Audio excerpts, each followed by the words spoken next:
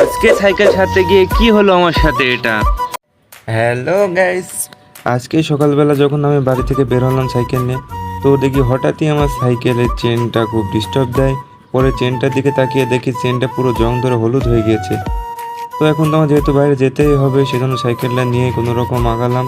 গিয়ে দেখি মেকারের দোকান থেকে সাইকেলটা সারিয়ে তারপরে আমি গন্তব্যস্থলে যাব। তো সাইকেল মেকার অবশ্য আমার বাড়ির পাশের ছেলে কবির।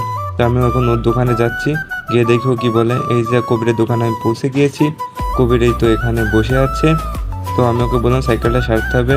ও এগিয়ে এসে সাইকেলটা ও দোকানে তুলে নিল। তারপর সাইকেলটা স্ট্যান্ড করে দেখলো যে কী সমস্যা। তারপর ও চলে গেল ওর মেন দোকানে, গিয়ে যন্ত্রপাতি আনতে গেল।